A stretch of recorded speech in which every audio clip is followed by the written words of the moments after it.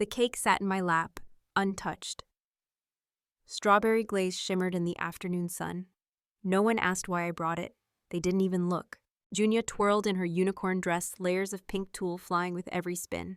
She used to twirl for me. Now she wouldn't meet my eyes. Aurelia glanced over, then looked away. Her perfect party buzzed with music and compliments. But not one word for me. Not one. I'd raised Damon by myself. Held his fevered hands at 3, cried when he tied his first tie. And now, I wasn't family, I was just someone from the past. I reached into my bag, felt the cool cardboard lid. Beneath that frosting was something they didn't know. A note folded firm tucked in the heart of the cake. A truth sweeter than any icing. And when Junia picked up the first slice, it began to fall out. Everything was about to change, but none of them were ready. 3 days earlier, I stood outside the bakery I once owned. Callen's Crumbs. The letters were fading, but I could still see every birthday cake etched in my memory. I had closed it the year Junia turned 6. Said I wanted rest. Truth was, Aurelia called it outdated in front of Damon, and he hadn't defended me. Now she ran everything. Parties, decorations, guest lists, even who Junia called Grandma. I wiped my hands on my apron, the pink one Junia used to wear when she played helper. She hadn't worn it in a year. The phone buzzed in my coat pocket. Damon's name. I paused, then answered. Hey Mom, just a heads up. Aurelia says the guest list's really tight this year. We've got a theme planner and everything. So if you want to bring something, maybe just swing by early. Will there be cake already? I asked. A pause. Yeah, fancy unicorn one. From Sprinkle & Co., but you can still come. Just, not too much.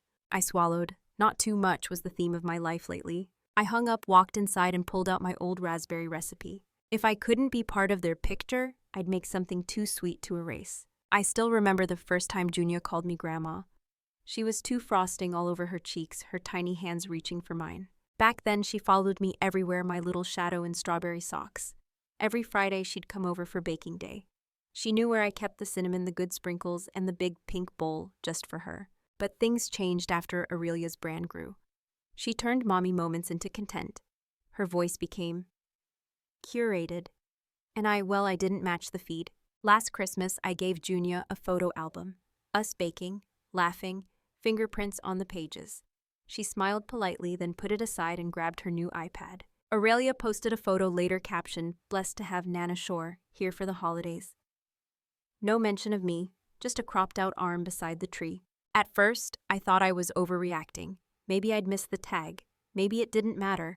But when Junia stopped calling, Junia opened the door. She smiled, half-smile, hesitant. Aurelia appeared behind her. "Oh, hi, Honora. We're actually in the middle of a shoot." I glanced past her. There were lights, a camera crew. Junia in a lace dress holding a fake teacup. "Oh," I said softly. "I just came by to drop these off." I handed the basket. Aurelia didn't take it. She called out, "Miriam, can you grab these and put them in the fridge?" Not even a thank you. I watched as someone else took my pastries away.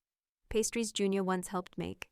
Pastries she used to name after fairy tales. Damon came downstairs in a soft gray button-down. He looked good, tired, but good. "Hey, Mom." He kissed my cheek. "Everything okay?" "Just dropping off something sweet," I smiled. "You look busy." He glanced back at Aurelia. "She's growing the brand. This new thing with the Shoreline Collective. It's kind of a big deal." "I see," I nodded. He hesitated. "You can stay for lunch if you want. I think there's leftovers." I almost said yes, but Aurelia's back was to us, already adjusting Junia's headband just so. "No," I said. "I don't want to interrupt the show." As I turned to leave, Junia tugged at my sleeve. "Are you coming to the fashion day at school?" she asked. Aurelia looked up sharply. "We already talked about that, honey. Nana Shore's coming. She's helping you with the outfit." Junia blinked. "Oh, okay." She let go of my arm. I walked out. The sun felt too hot for May. Or maybe it was just my skin burning from the inside. That night, Clover called again. She'd seen the Shoreline post.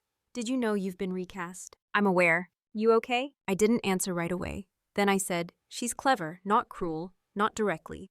But it's always one notch to the side of kindness. Calculated." "Exactly." Clover went quiet.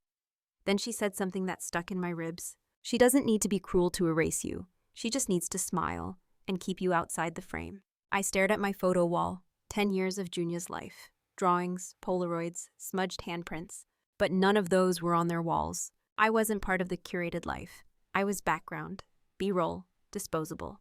I leaned back in my chair, listening to the wind rustle through my curtains. I had baked for love. Now I would bake for memory. And if they didn't remember me kindly, then they'd remember me clearly. The first time she called me Miss Honora, it hit like ice water. We were in the school parking lot. I had just dropped off a tray of cupcakes for the end-of-year bake sale. Junia saw me, ran across the lot with her little backpack bouncing behind her. But then she stopped short, glanced at her mother's car, and said carefully, "Hi, Miss Honora." Miss, not Grandma, not Nana, just Miss. I crouched down, tried to smile. "Hey, Junebug, you like the raspberry swirl today?" She nodded, but looked uncomfortable. Her fingers twisted the straps of her dress. "My mom says I should call you that, since we're not, blood family." My throat closed, but I nodded slowly. "I see." She shuffled awkwardly. "I still like your baking," she whispered. Then Aurelia's car door slammed, and Junia bolted away like she'd broken a rule. I stood there, frosting box in hand, watching her disappear into the car's tinted glass. That night I didn't eat, didn't sleep. I stared at the ceiling, listening to the house creak, remembering how that little girl used to curl up on my couch feet, barely touching the floor, whispering, "Tell me the bunny story again, Grandma." I never needed to be the grandma, just her grandma. But even that title was being revoked. The next day I called Damon. He answered on the third ring. "Hey, Mom." His voice was tight, like he'd been bracing. "Do you know what Junia called me yesterday?" A pause. "She said Miss Honora," I continued. "She said I'm not really family." More silence. Then finally she's confused. "Aurelia doesn't want to blur lines. Junia's getting older. She asks questions. And the answer is that I'm not real. It's complicated, Mom." "No, Damon. It's actually very simple. Either I'm in your daughter's life or I'm not." He exhaled. "Look, can we not do this now? Aurelia's planning the birthday party. There's so much going on." "Of course, always something going on." "I won't make it harder," I said, voice shaking. "I never have." He softened just slightly. "I know you love her. That's not the issue." "Then what is?" "She's got 2 grandmothers already. We don't want to overwhelm her." Overwhelm, like love had a limit. Like memories could be rationed. I didn't respond, just hung up. An hour later, I stood in my pantry, staring at the raspberry jars. Each one labeled with a date, a season, a memory. They had always been for her, but maybe now they were for me. Later that evening, a text came in. "Aurelia? Just so there's no confusion, please refer to yourself as Miss Honora around the kids going forward. It avoids mixed messages. Thanks for understanding." No hi, no please, no heart emojis she used on everyone else. Just boundaries, laced in courtesy, coded in erasure. I typed nothing in return, but I opened my old recipe book. The one with the scribbled drawings from Junia hearts and stars, her version of my name in crayon. I turned to the raspberry page. Taped a copy of Aurelia's text next to it. This would be the filling. This right here would be the moment they'd taste. Not just sugar, but history, loss, and the truth they were so desperate to frost over. The invitation came in the mail, but not addressed to me. It said, "Dear guest, you're invited to Junia's magical 8th birthday." No grandma, no name at all. Just a generic printout. Like I was a distant cousin or worse, an obligation. I turned it over. The RSVP went to a PR firm. Not to Damon, not to Aurelia, not even to the house where I once held Junia's first cupcake. The party details were printed in glitter ink custom cake, from Sprinkle & Co. pony rides, an exclusive appearance by Unicorn Queen Bella. I read it again. No mention of homemade anything. No trace of the little girl who once smeared flour across my kitchen walls. My hands trembled not from age but from something colder. That night, I pulled the last jar of preserved raspberry from the back of my fridge. The label read, J, Summer 2022, her favorite batch. Picked together, I placed it gently on the counter. The next morning, Damon called. His voice was rushed. "Hey Mom, just a heads up, Aurelia's team sent out the invites. It's kind of formal this year, media coverage and stuff. You know how she is." "Do I asked quietly. "A beat. Then look, if you come, just don't bring anything unexpected, okay? We've already got vendors lined up, allergies, protocol, you understand." "Of course," I said. God forbid I poison the guests. "Mom, I'm joking, mostly." He hesitated. "She just wants everything perfect." I wanted to scream. Perfect meant polished. Perfect meant pretend. Perfect had no space for a woman who wore old aprons and smelled like warm cinnamon. "I'll stay out of the way," I said. He sighed. "I knew you'd understand." But I didn't, not really. That evening the house was still. I sat on my porch watching the tide roll in when my phone buzzed softly in my lap. Blocked number. I almost didn't answer. But something told me. I slid my thumb across the screen. A tiny voice whispered, "Grandma, Junia." I froze. "Hi, honey. I used Daddy's watch to call. He doesn't know." My throat closed. What's wrong, baby? I wanted to ask, can you still make me the pink cake? I blinked. The raspberry one? Yes, the real one, with the soft inside and the sugar petals. I swallowed the lump rising in my chest. But I thought, your mommy ordered a big one already. Junia lowered her voice. She said I have to like the unicorn cake. But I don't. I want yours. I held the phone tighter. Honey, are you sure it's okay? I'll hide it. I just want it to be there, even if nobody else sees it. I closed my eyes. My hands already knew the measurements. Okay, I whispered. One small cake. Just for you. She sighed in relief. Thank you. You're my real grandma. Even if mommy says not to say that. And then the line went dead. I stared at the dark screen, her voice still echoing in my bones. Real. Maybe no one else would see it. Maybe they'd laugh. Maybe Aurelia would throw it away. But Junia would know. She would know the truth sat in that cake, between each layer, between each scar I'd swallowed down with silence. And maybe, just maybe, it was time to stop staying silent. The day of the party, the sun glared against perfect white tents. Children laughed near the pony rides, their voices high sharp like sugar. I stood at the edge of the yard, holding the pink cake in its plain white box, no frills, no glitter, just the recipe she once called magic. No one greeted me, not Damon, not Aurelia. I slipped through the crowd like a ghost, uninvited, but expected to behave. Please don't make this about you, Damon had said the night before. As if I ever had.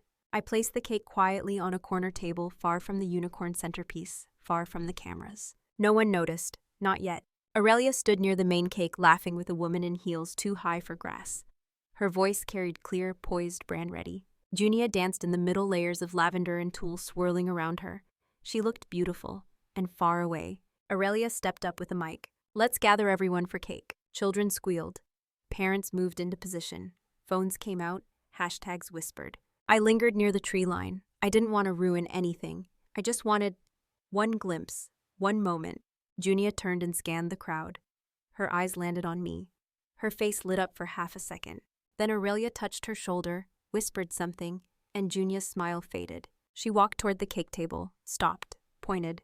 What's that box? Damon answered. Oh, that's just from... He stopped himself. Aurelia looked over, saw my cake. Her jaw tightened. She walked to it, lifted the lid, and froze. The smell hit her first. Fresh raspberry, vanilla sponge, real not sprayed.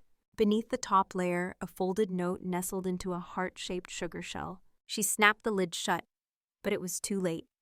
Junia was already by her side. Is that the one Grandma made? Aurelia crouched low, smiling tightly. Sweetheart, we talked about this. That's Miss Honora's cake. Your real grandma's already here. Junia blinked, looked over at me, then loud enough for every microphone to catch.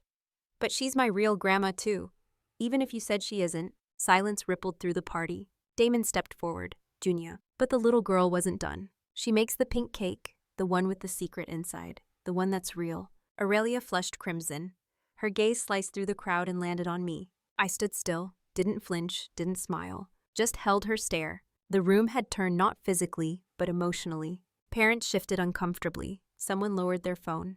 Another whispered that her mother-in-law. Damon looked like he wanted the ground to swallow him. Junia walked over to my cake, opened the lid again. Can we eat this one? She asked. Aurelia tried to pull her back. No, sweetheart, it hasn't been. But Junia grabbed a plastic fork, plunged it in, and pulled out the folded note. What's this? I stepped forward, softly. It's just a recipe, honey, a memory. But Aurelia had already snatched it. Unfolded, read, her face drained. She recognized the printouts, the screenshots, the private messages. Her voice trembled. You went through my phone. I shook my head. I didn't need to. Sometimes the truth rises on its own, like cake from heat. Junia watched, eyes wide. The adults froze, torn between politeness and panic. Then one mother chuckled nervously. Well, at least we know which cake's got real ingredients. And just like that, the tension cracked. Laughter, not loud but real. Aurelia stepped back, her hands clenched. Junia held my hand, her voice quiet again.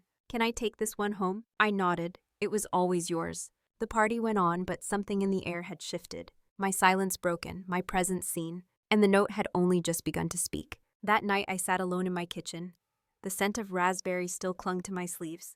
On the table lay the empty cake box crumbs, a smudge of pink icing, and silence. Not a guilty silence, not shame, just quiet, the kind that comes after the storm. I stared out the window. Moonlight painted silver across the counters I once taught Junia to dust with flour. No calls, no apologies, no explanations, only a single text from Damon. What you did today was a lot. I didn't reply. Not because I had nothing to say, but because he still didn't get it. This wasn't about the cake. It wasn't even about me. It was about what gets erased. When people confuse silence for weakness. For 3 years, I'd stepped back, bit my tongue, watched my place at the table shrink inch by inch until I was standing in the garden holding a dessert they didn't ask for. But Junia had asked, whispered it like a lifeline. And so I baked, not for approval, not for permission, but because truth when folded with love rises. The moment she pulled that note from the cake, everything changed. They could pretend I didn't belong, could scrub my name from captions, uninvite me from milestones. But they couldn't erase what she knew in her bones, who wiped her nose, who whispered lullabies during storms, who made the pink cake that felt like home. I wasn't going to knock on doors anymore. I wasn't going to beg for space at someone else's table. Let them sit with curated guests and filtered smiles. I had my kitchen, I had the truth. And most of all, I had a granddaughter who looked at me and finally said the word out loud. Real. From here on out, I wouldn't be shrinking back. If the family they built didn't have room for me, I'd build something sweeter, stronger, mine. It started 2 weeks before the party. Clover came over with a bottle of lemon wine and a quiet fire in her eyes. She'd seen something, heard more. I'm not saying we burn it all down, she said, but maybe we show them the cracks. We sat on my porch, the sea breathing steady behind us. Junia's being rewritten, I whispered. She's forgetting, in real time. Clover pulled out her phone. I've been keeping receipts. Screenshots, comments, private threads, messages from Aurelia to her team. Keep Honora off the press list. She photographs old. She won't fit the aesthetic. It wasn't just exclusion, it was a strategy. We combed through it all. Patterns emerged, dates.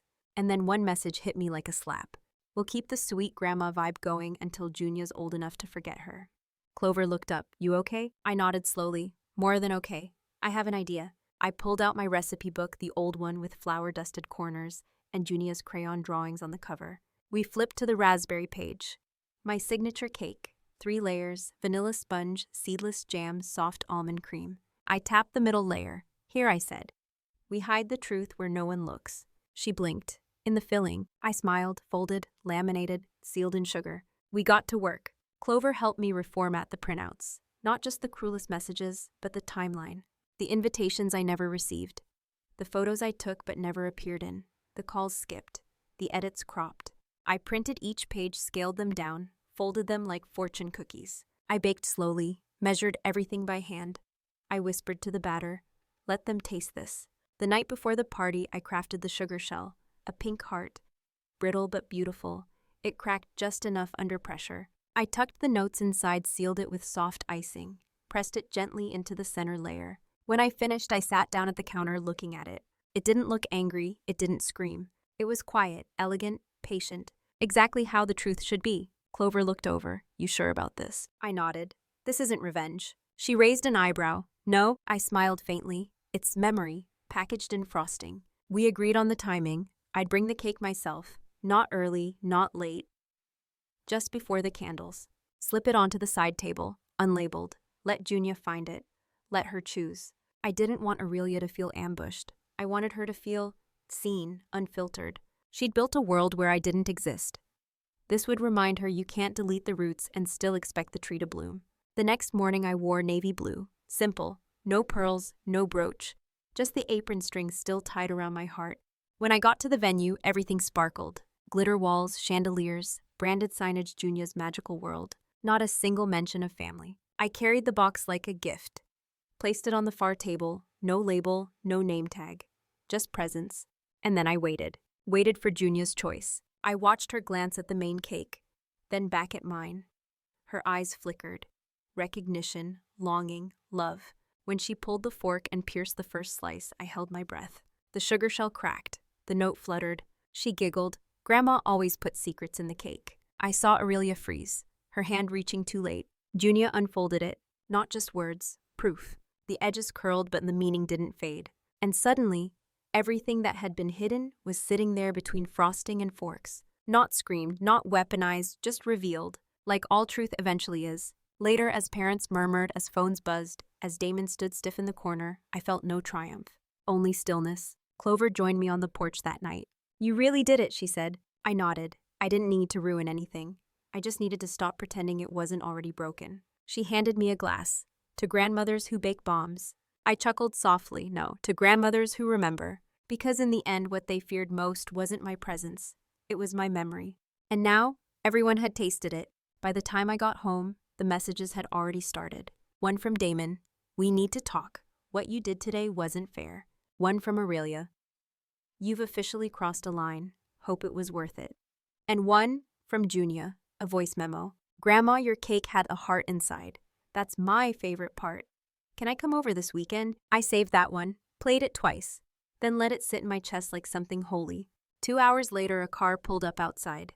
Damon, alone. He didn't knock right away, just stood on the porch, head lowered. I opened the door quietly. "Come in." He stepped inside like a stranger in a place he used to own. His eyes scanned the room, the old couch, the wall of pictures Aurelia never let me post. "I didn't know," he said finally. His voice cracked. "I didn't know she said those things." I nodded. I figured. He reached into his pocket, pulled out the note Junia had unwrapped.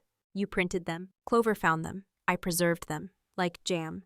Sometimes truth needs a jar." He sat at the kitchen table, the one where he once drew rocket ships with Junia. "She told me you were being difficult, that you wanted to take over, that you judged her." I smiled sadly. "I judged her cake maybe, not her." He laughed, but there was no joy in it. "She said Junia was confused, that too many grandmas would dilute the brand." He said the last part like he couldn't believe the words. "She turned my daughter into a product. She turned you into a sponsor," I said gently. He didn't deny it. For a moment we sat in silence. Then he whispered, "Did I let her erase you?" I reached for his hand. "You didn't try to stop it." He swallowed. "I'm sorry." I nodded. "Thank you. But I don't know how to fix this." "You don't have to fix it all at once. Just start by telling the truth to your daughter." He looked up and I saw something there, remorse, but also resolve. Then the door swung open. Aurelia, hair perfect, lipstick slightly smeared, eyes wild. "You think this is funny," she snapped, undermining me in front of clients. Damon stood. "Aurelia, stop. No, you don't get to defend her. Not after that stunt." Putting gossip into a cake. "It wasn't gossip," I said calmly. "It was your words, unedited." She pointed at me, voice shaking. "You've always hated me, because I took your son, because you're not needed anymore." I rose slowly. "No, I never hated you." I stayed silent, because I wanted peace. But peace doesn't mean disappearing. She looked at Damon. "She's manipulating you. You're falling for her sob story." He didn't flinch. "You lied to me," he said softly. "You lied about the calls, the party, everything." Aurelia's mouth opened, then closed. She reached into her purse, pulled out her phone. "Fine, you want exposure, let's go public." She opened Instagram, typed furiously. I turned to Damon. "She's not done. People like her never are." He stepped toward her. "Stop, please, let's not turn this into war." Aurelia froze, then whispered, "If you walk out with her, you lose me." Damon stared at her, long, quiet, then said, "I think I already have." He walked out, left her standing in the middle of my kitchen, surrounded by memories that didn't include her. She turned to me. "You'll regret this." I shook my head. "No, but one day, Junia will remember who held her when she was sick, who made her birthday pink instead of perfect. And that won't be you." She slammed the door so hard a photo frame fell from the wall. It was the one of Damon holding Junia at age 2 flower on his nose, her hand gripping his collar. I picked it up, dusted it off, put it back. Some things are worth restoring. 1 year later, the bakery window glowed soft with golden light. Callen's crumbs had been repainted, same name, new hands. Clover ran the front counter. I handled the back, quiet mornings, raspberry jars in neat rows. We didn't advertise, didn't need to. Word spread, the pink cake's back. Every Friday at 4 sharp, Junia arrived. She no longer ran. She strolled, confident, flour-dusted apron already tied. "Hi, Grandma," she said it without hesitation now. She had made the choice herself. No hashtags, no permission. Just truth. She sat on the same stool she did at age 4, fingers already reaching for the almond paste. "Can we add a heart today?" she asked. Always I smiled. Real ones belong in the center. Damon came in later, usually just after closing. He didn't talk much at first, but he came, every week. Once he brought a drawing Junia made. It was a cake 3 layers and inside a folded note. The words in crayon. "This cake tells the truth." I framed it, hung it near the register. Customers asked if it was a slogan. I just smiled. "No, it's a memory." Aurelia moved out of state. Last I heard, she started another brand. Still curated, still edited. Junia didn't ask about her much. When she did, I answered simply, "Some people need quiet to remember. Let's give her time." But here in our small kitchen, we didn't need time. We needed butter, sugar, and truth. Last weekend, Junia turned 9. She didn't want a party, just cake, just us. She pulled me aside before the first slice. I put something inside this year, she whispered. I blinked. You did? She nodded. It's not paper, it's a ribbon. The one from your old apron. I sewed it in a sugar heart. I didn't speak, I couldn't. She looked up at me. Now when they taste it, they'll taste you. I laughed through my tears. I hope it's sweet. She grinned, it always is. And that night as we shared that imperfect slice, I realized I had never lost my family. I just had to stop knocking on the wrong door to see who had quietly left it open all along.